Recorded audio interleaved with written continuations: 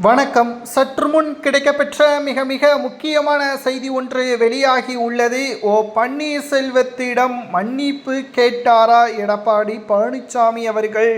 அதிமுகவில் இணைவதற்கான வாய்ப்புகள் அதிகமாகவே இருக்கிறது. அதிமுக தலைமையிலான கூட்டணி வெற்றியடைய வேண்டும் என்றால் தற்பொழுது சசிகலா, ஓபிஎஸ் இவர்களை மட்டும் அதிமுகவில் இணைத்துவிட வேண்டும் என்று பாஜக அதிக அளவில் அழுத்தம் கொடுத்து வருகிறது.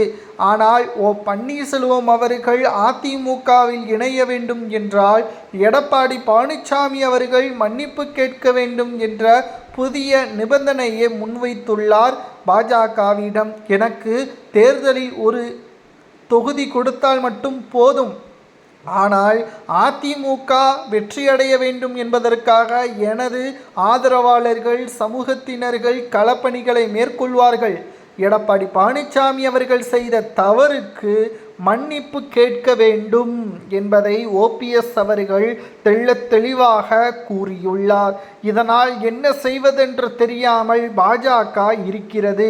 எடப்பாடி பழனிசாமி அவர்கள் ஓபிஎஸ் அவர்களிடம் மன்னிப்பு கேட்பாரா என்பதை பொறுத்திருந்து நாம் பார்க்கத்தான் போகிறோம். அனைத்திந்திய அண்ணா திராவிட முன்னேற்ற கழகத்தின் செயல்பாடுகள் தற்பொழுதுதான் வேகத்தை எடுத்துள்ளது. இதுவரைக்கும் உட்கட்சி மோதல் இருந்த அதிமுக தற்பொழுது டிடிவி தினகரனை கட்சியில் கூட்டணியில் வைத்துவிட்டு அடுத்த கட்ட நகர்விற்கு அதிமுக சென்றுவிட்டது.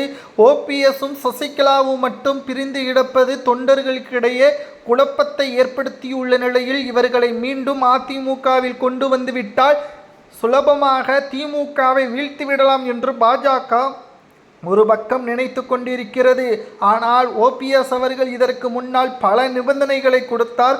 ஆனால் இப்பொழுது ஒரே ஒரு நிபந்தனை தான், பொதுவெளியில் ஓபிஎஸ்ஸிடம் மன்னிப்பு கேட்டுவிட்டு ஓபிஎஸ் அவர்களை அதிமுகவில் இணைப்பதற்கு தயாராக இருக்கிறேன் என்று எடப்பாடி அறிவித்தாலே போதும், அதிமுக நிச்சயமாக வெற்றியடையும். இதன் மூலம் பாஜகவும் 20 முதல் 25 எம்எல்ஏக்களை பெறுவார்கள் என்ற தகவலும் தற்பொழுது கிடைக்கப்பெற்றுள்ளது. 2026 சட்டசபை தேர்தல் அரசியல் களத்தில் மிக முக்கியமான தேர்தல் என்ற காரணத்தினால் ஓபிஎஸ் அவர்களிடம் எடப்பாடி பழனிசாமி அவர்கள் மன்னிப்பு கேட்பாரா என்பதை பொறுத்து இருந்து பார்க்கலாம். நிச்சயம் அரசியல் வட்டாரத்தில் இது மிகப்பெரிய அளவில் பரபரப்பை ஏற்படுத்தியுள்ளது. பலரும் ஓபிஎஸ் அவர்கள் விஜய் தலைமையில் தாவேகாவில் இணைவதுதான் சரியாக இருக்கும் என்றும் கூறி வருகிறார்கள். உங்களது கருத்துக்களை கூறுங்கள். ஓபிஎஸ் அவர்கள் அதிமுகவில் இணைய வேண்டுமா அல்லது தாவேகாவில் இணைய வேண்டுமா என்பதை